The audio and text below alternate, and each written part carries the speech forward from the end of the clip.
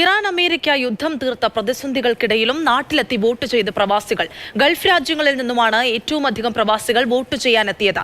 പക്ഷേ ഈ വിമാനയാത്രാ നിരക്കിലെ വർധന മൂലം നിരവധി പ്രവാസികൾക്ക് ഇത്തവണ നാട്ടിലെത്താൻ കഴിഞ്ഞുമില്ല. വടക്കൻ കേരളത്തിലെ ബൂത്തുകളിലാണ് കൂടുതൽ പ്രവാസികൾ വോട്ട് ചെയ്യാനെത്തിയത്. ഇടത് വലത് പ്രവാസി സംഘടനാ പ്രതിനിധികളും BJPയുടെ പ്രവാസി സെൽ ഭാരവാഹികളും വിധിയെഴുത്തിന്റെ ഭാഗമായി. കൂടുതൽ പ്രവാസി വോട്ടർമാരുള്ള കുറ്റ്യാടി, നാദാപുരം, കല്യാശ്ശേരി മണ്ഡലങ്ങളിൽ തന്നെയാണ് ഏറ്റവും അധികം പ്രവാസികൾ വോട്ട് ചെയ്യാനെത്തിയത്.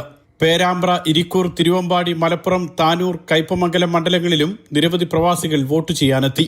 പ്രവാസ ലോകത്തു നിന്നും പ്രവാസികൾ വളരെ ആവേശഭരിതരായിട്ടാണ് ഈ ഇലക്ഷനെ നോക്കിക്കാണുന്നത്. 95 വോട്ട് ചെയ്തതാ.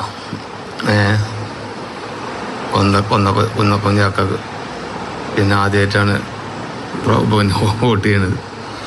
മെഷീനും ആദ്യമായിട്ടാണ് വോട്ട് ചെയ്യണത്. പശ്ചിമേഷ്യൻ യുദ്ധ സാഹചര്യങ്ങൾ നിലനിൽക്കുന്ന ഘട്ടത്തിലും നാട്ടിലെത്തി തെരഞ്ഞെടുപ്പിന്റെ ഭാഗമാവാൻ സാധിച്ചു. ദുഷ്കരമായ ഒരു സാഹചര്യത്തിലും വളരെ പ്രയാസപ്പെട്ടുകൊണ്ടാണ് 2026 നിയമസഭാ തെരഞ്ഞെടുപ്പുമായി ബന്ധപ്പെട്ടിട്ട് ഇവിടെ എത്തിച്ചേരാൻ വേണ്ടി സാധിച്ചതും. സൗദി അറേബ്യ, UAE, ഒമാൻ എന്നിവിടങ്ങളിൽ നിന്നുമാണ് കൂടുതൽ പ്രവാസികൾ എത്തിയത്. സംഘർഷം ശക്തമായിരുന്ന കുവൈറ്റ്, ബഹ്റൈൻ, ഖത്തർ എന്നിവിടങ്ങളിൽ നിന്നും വോട്ടർമാർ കുറവായിരുന്നു. ആകെയുള്ള 2,13,558 പ്രവാസി വോട്ടർമാരിൽ 0.5% പോലും ഇത്തവണ വിധിയെഴുത്തിന് എത്താനായില്ല. യുദ്ധത്തെ തുടർന്ന് വിമാനയാത്രാ നിരക്ക് ലക്ഷത്തിനും മുകളിലെത്തിയത് തന്നെയാണ് കാരണം. KMCC, ഇൻകാസ്, OICC തുടങ്ങിയ വിവിധ പ്രവാസി സംഘടനകൾ വോട്ട് വിമാനം ചാർട്ട് ചെയ്ത് പ്രവാസികളെ കൊണ്ടുവരാറുണ്ടായിരുന്നു. എന്നാൽ ഇത്തവണ അതും ഉണ്ടായില്ല. Mathrubhumi news, Dubai.